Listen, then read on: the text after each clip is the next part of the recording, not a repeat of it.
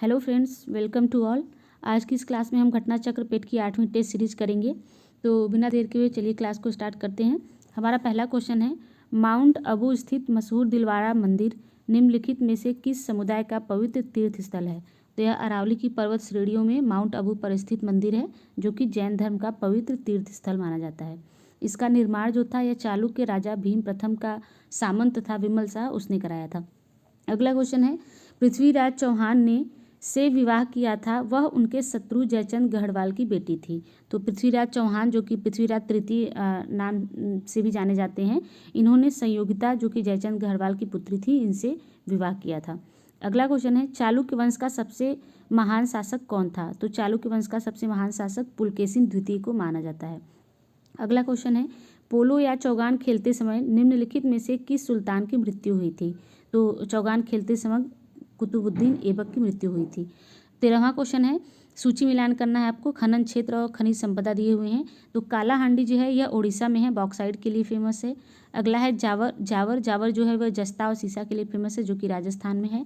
Cooler जो है यह KGF मूवी आपने देखी होगी, कुलार सोने की खान के लिए फेमस है कर्नाटक में। और मूसाबानी जो है यह झारखंड में तांबे की खान से संबंधित है। तो इसका आंसर हो जाएगा 3, 4। तो इसका आंसर हो जाएगा C। चलिए नेक्स्ट देख लेते हैं। 5वां क्वेश्चन है, निम्नलिखित में से किसने दीन ए इलाही प्रारंभ किया था। तो दीन ए इलाही जो था वो एक धर्म था जिसे कि अकबर द्वारा शुरू किया गया था। अगला क्वेश्चन है, निम्नलिखित में से कौन उग्रपंथी नहीं थे।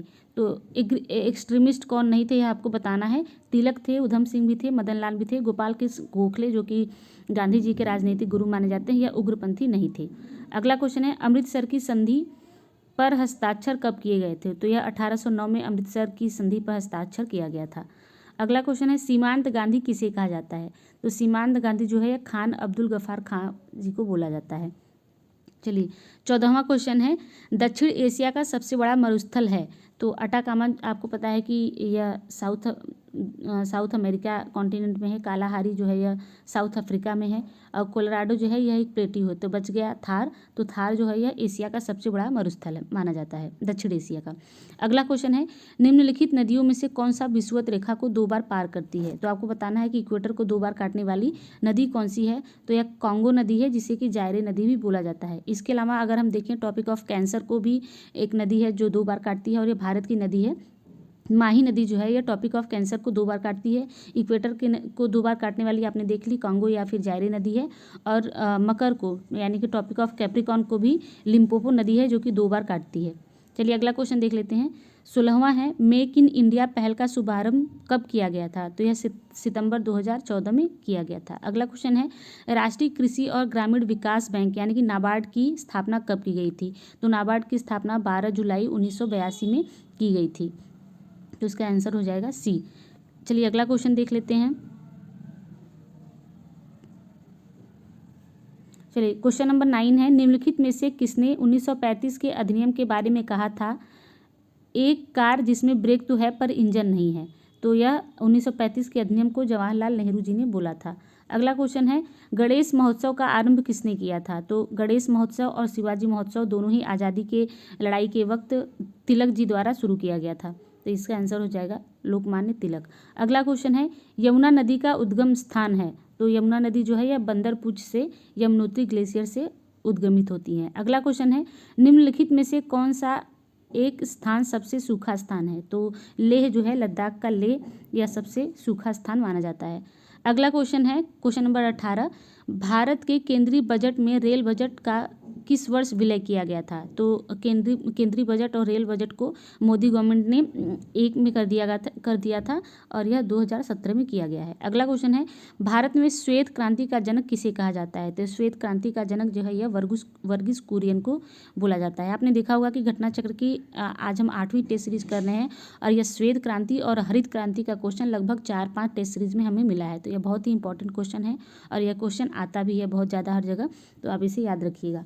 अगला क्वेश्चन है, राजकोषीय घाटा का अर्थ क्या है। तो राजकोषीय घाटा जो होता है वो सरकार का जो कुल राजस्व होता है, राजस्व प्राप्तियां और राजस्व व्यय के बीच का जो अंतर होता है, इसे ही राजकोषीय घाटा बोला जाता है। तो इसका आंसर हो जाएगा B। चलिए अगला क्वेश्चन देख लेते हैं। क्वेश्चन नंबर 21 है, भारतीय संविधान में अवशिष्ट शक्तियों यानी कि रेसिडुअल पावर्स का विचार संविधान से लिया गया है। तो रेसिडुअल पावर्स जो हैं वो हम कनाडा से लेते हैं, और रेसिडुअल पावर्स वे पावर्स होते हैं जो कि संघ सूची, राज्य सूची या समवर्ती सूची में नहीं लिखे होते। तो ऐसे टॉपिक पर जो कानून बनाने की शक्ति होती है यह संसद को दिया गया है, इसे ही रेसिडुअल पावर बोला जाता है।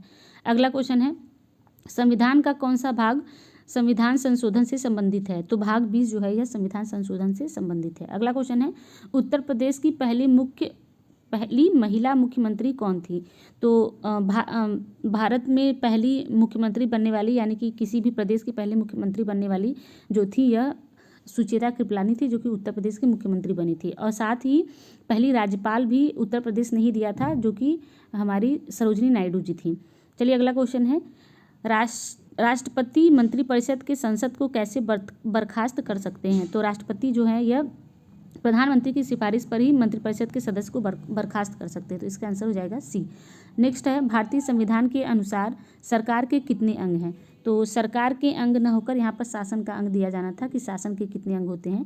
तो यह 3 होते हैं, जो कि कार्यपालिका, व्यवस्थापिका और न्यायपालिका नाम से जाना जाता है। तो यह 3 अंग होते हैं। चलिए अगला क्वेश्चन देख लेते हैं।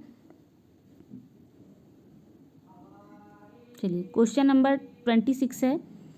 क्वेश्चन नंबर 26 है, डायप्टर निम्नलिखित में से किसकी एसआई इकाई है? तो डायप्टर से जो लेंस की कैपेसिटी होती है उसे मेजर की जाती है।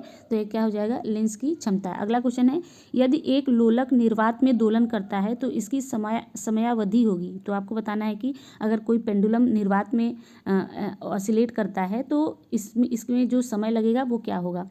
तो इसकी समयावधि घट जाएगी, बढ़ जाएगी, अपरिवर्तित रहेगी, या पहले बढ़ती है फिर घटती है। तो इसमें कोई डिफरेंस नहीं होगा। अगर वह निर्वात में यानी कि वैक्यूम में ऑसिलेट करेगी तो वह अपरिवर्तित रहेगी। अगला क्वेश्चन है, निम्नलिखित में से बेकिंग सोडा का रासायनिक नाम क्या है? तो बेकिंग सोडा जो कि खाने वाला सोडा होता है इसे बोलते हैं सोडियम हाइड्रोजन कार्बोनेट। अगला क्वेश्चन है, नियासिन जो विटामिन बी कॉम्प्लेक्स ग्रुप का एक विटामिन है की कमी से कौन सा रोग होता है? नियासिन की कमी से पेलाग्रा होता है। अगला क्वेश्चन देख लेते हैं। क्वेश्चन नंबर 36 है, कवि का स्त्रीलिंग है? तो कवि का स्त्रीलिंग कवियत्री होता है, कवियत्री। पैर शब्द का समानार्थी नहीं है, तो पद होगा, चरण भी होगा, पग भी होगा, नव इसका आंसर नहीं हो सकता। तो इसका आंसर ही सी है। अगला क्वेश्चन है, कौन सा शब्द बिजली का पर्याय है? तो बिजली आपको पता है कि दामिनी इसका पर्याय है। अगला क्वेश्चन है, निम्नलिखित में से अशुद्ध वाक्य है, आपको अशुद्ध बताना है कौन सा है। तो गौतम ऋषि की पत्नी का नाम अहल्या था, यह सही है क्योंकि अहल्या ही सही शब्द होता है, अहिल्या गलत होता है। अगला है, इस कार्य में बहुत विलंब हो गया, यह भी सही है। रसगुल्ला बहुत स्वादिष्ट है, यह भी सही है। एक गुलाब की माला खरीद लेना, यह गलत है क्योंकि एक गुलाब की माला नहीं होगा, गुलाब की एक माला होता है। तो यह डी गलत हो जाएगा। अगला क्वेश्चन है, चलिए अगला देख लेते हैं। 40वां क्वेश्चन है, जो युद्ध में स्थिर है उसे कहते हैं? तो युद्ध में स्थिर रहने वाले को युधिष्ठिर बोला जाता है। और इधर क्वेश्चन नंबर 30 है, निम्नलिखित में से कौन सा एक सही खाद्य श्रृंखला को दर्शाता है? तो खाद्य श्रृंखला में 2 तरीके की श्रृंखलाएं होती हैं, एक चारण श्रृंखला होती है, एक अपरदक श्रृंखला होती है। तो चलिए इसमें हम देख लेते हैं सही कौन सा है। तो सबसे पहले होता है घास, घास को खाता है कीट, और कीट को खाता है मेंढक, मेंढक को खाता है सर्प, और सर्प को खाता है गरुड़। तो इसका आंसर हो जाएगा बी। चलिए अगला क्वेश्चन देख लेते हैं। अब हम क्वेश्चन नंबर 51 पे चलेंगे, जो कि करंट का क्वेश्चन है। क्वेश्चन नंबर 51 देख लेते हैं। जून 2022 में किस भारतीय प्रबंधन संस्थान ने देश का पहला कृषि भूमि मूल्य सूचकांक लॉन्च किया है? तो इसका आंसर हो जाएगा कृषि भूमि मूल्य सूचकांक लॉन्च करने वाला जो आई है IIM, यह है Ahmedabad, IIM Ahmedabad. Question number 52 है, फरवरी 2022 में शुरू किए गए सार्वभौमिक टीकाकरण कार्यक्रम सघन मिशन इंद्रधनुष 4.0 को राज्यों केंद्र शासित प्रदेशों में के कितने जिलों में संचालित किया जाएगा? तो यह 416 जिलों में संचालित किया जा रहा है। अगला क्वेश्चन है, फरवरी 2022 में किस सुरंग को 10,000 फीट से अधिक ऊंचाई पर स्थित सबसे लंबी राजमार्ग सुरंग के रूप में वर्ल्ड बुक ऑफ रिकॉर्ड द्वारा मान्यता दी गई है? तो यह है अटल सुरंग। चलिए अगला क्वेश्चन देख लेते हैं। क्वेश्चन नंबर 52 है, हेनले एवं पार्टनर्स द्वारा जारी हेनले पासपोर्ट सूचकांक 2022 के Q3 में यानी कि क्वार्टर 3 में भारत को कौन सा स्थान प्राप्त हुआ है? तो क्वार्टर 3 में भारत को 87th रैंक मिली है। अगला क्वेश्चन है, मई 2022 में किस देश को association of Asian election authorities का अध्यक्ष चुना गया है? तो election authorities, Asia election authorities का जो अध्यक्ष है यह भारत को चुना गया है। अगला क्वेश्चन है, मई 2022 में कौन सा नियो बैंक स्टार्टअप भारत का 100वां यूनिकॉर्न बन गया है?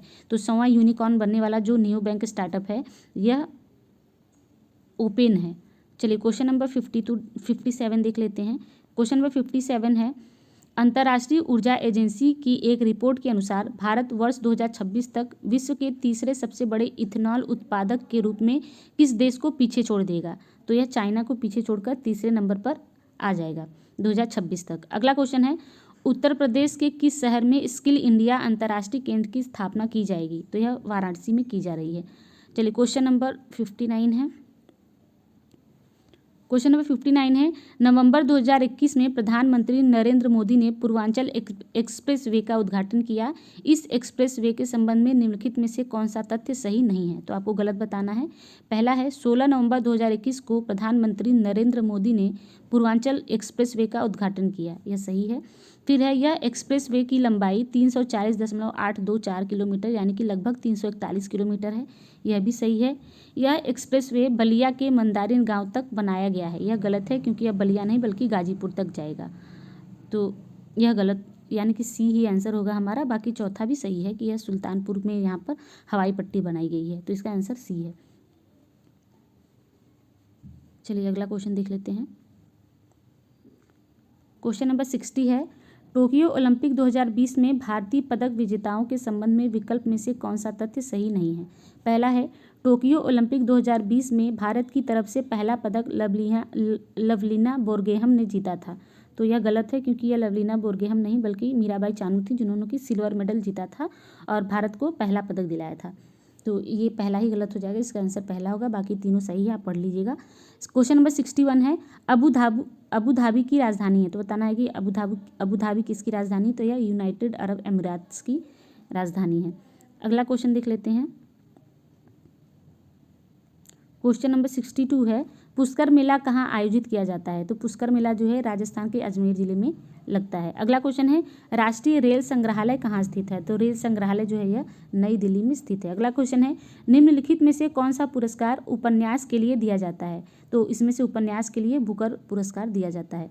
अगला क्वेश्चन है, 1084 की माँ पुस्तक के लेखक कौन है? तो 1084 माँ पुस्तक की लेखक जो है यह है महाश्वेता देवी। चलिए क्वेश्चन नंबर 66 देख लेते हैं।